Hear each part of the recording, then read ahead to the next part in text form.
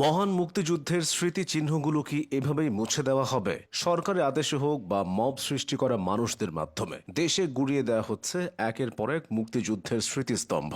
এবার সে তালিকায় যুক্ত হয়েছে ঢাকার বিজয় সরণির মৃত্যুঞ্জয়ী প্রাঙ্গণ। মৃত্যুঞ্জয়ী প্রাঙ্গণ মূলত একটি মোরাল, যেটি বঙ্গবন্ধু শেখ মুজিবুর রহমানের একটি ভাস্কর্য সহ মুক্তিযুদ্ধের বিভিন্ন অধ্যায় তুলে ধরা 7টি দেয়াল নিয়ে গঠিত ছিল।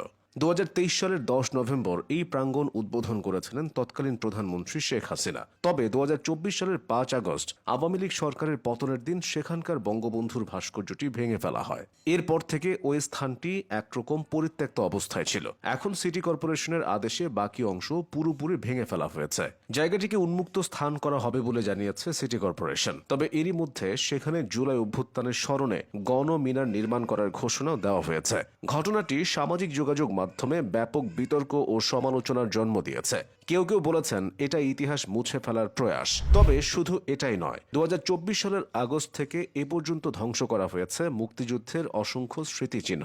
শুরুটা হয়েছিল আওয়ামী লীগ পতনের দিন অর্থাৎ 5 আগস্ট থেকে। শেখ হাসিনা পালিয়ে যাওয়ার পরপরই দেশব্যাপী আনন্দ মিছিল আর উচ্ছ্বাসের জোয়ার বয়ে যায়। তখন অনেকেই অতি উৎসাহী হয়ে বিভিন্ন জায়গায় থাকা বঙ্গবন্ধুর প্রতিকৃতি ভেঙে ফেলে। কাজটা হয়েছিল বেশ সংঘবদ্ধভাবে। এরপর একে একে আক্রমণ করা হয় মুক্তিযুদ্ধের স্মৃতি বিজড়িত ঢাকার ধানমন্ডির 32 নম্বরের বঙ্গবন্ধু স্মৃতি জাদুঘর, সোহরাওয়ার্দী উদ্যানের স্বাধীনতা জাদুঘর, চট্টগ্রামের পুলিশ মুক্তিযুদ্ধ জাদুঘর, খুলনা জাদুঘর সহ সরকারি ও বেসরকারি উদ্যোগে প্রতিষ্ঠিত 3 ডজন জাদুঘর।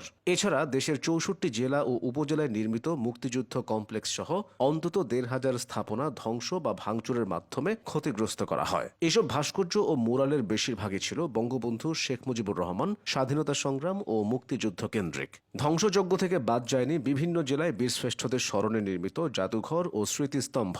ময়মনসিংহের শশী লজের ভেনাসের মূর্তি, শিশু একাডেমির দুরন্ত, দিনাজপুরের বিরলে সাঁওতাল বিদ্রোহের ভাস্কর্য সিধু কানু এবং সুপ্রিম কোর্টের থেমিসও অন্যতম। কিন্তু সবচেয়ে বড় বিতর্কিত ঘটনাটি ঘটেছিল 2025 সালের ফেব্রুয়ারিতে। সে সময় ভারতে পালানো শেখ হাসিনার বক্তব্যকে কেন্দ্র করে বিক্ষুব্ধ ছাত্র জনতা 6 ফেব্রুয়ারি রাতে ধানমন্ডি 32 নম্বরে বঙ্গবন্ধুর বাড়ি ঘিরে ব্যাপক বিক্ষোভ শুরু করে। এক পর্যায়ে বাড়িটিতে ভাঙচুর ও সংযোগ করা হয়। সে রাতেই ক্রেন ও এক্সকাভেটর এনে বাড়ি ভাঙার কাজ শুরু হয়। যুক্ত হয় একটি বুলডোজার। সারা রাতের এই কর্মযজ্ঞ পরের দিনেও গড়ায়। এতে করে বঙ্গবন্ধুর বাড়িটির অর্ধেকের বেশি অংশ ভেঙে যায়। পরবর্তীতে ভাঙার কাজ বন্ধ থাকলেও বাড়িটি ঘিরে ছিল বিক্ষুব্ধ ও উৎসুক জনতার ভিড়। মব সৃষ্টি করে এত বড় একটা ঘটনা ঘটানো হলেও পুরোটা সময় পুলিশ ও প্রশাসন ছিল নিশ্চুপ। তা নিয়ে ব্যাপক সমালোচনা হয়েছিল, কারণ বঙ্গবন্ধুর এই বাড়ির সাথে বাংলাদেশের মুক্তিযুদ্ধের ইতিহাস জড়িত।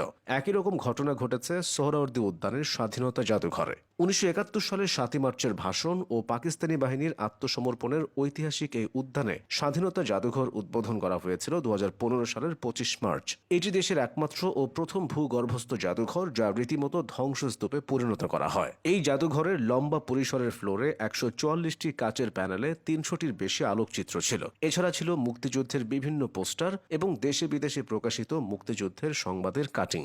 আক্রমণ করে সেগুলো ভেঙে চুরে ধ্বংস করা হয়। এছাড়া জাদুঘর প্লাজার পূর্ব পাশের দেয়ালে টেরাকোটা মুরাল ছিল, তাও নষ্ট করা হয়। হতাশার ব্যাপার হলো মুক্তিযুদ্ধ বিষয়ক মন্ত্রণালয় বা স্থানীয় সরকার প্রশাসন থেকে এসব জাদুঘর ও স্থাপনা সংস্কারের তেমন কোনো উদ্যোগ নেওয়া হয়নি। আওয়ামী লীগ সরকারের আমলে নির্মাণ করা এসব স্থাপনার নিয়তিও যেন আওয়ামী লীগের মতো হয়েছে, অথচ এগুলো সংরক্ষণ করে নতুন দৃষ্টান্ত স্থাপন করা যেত।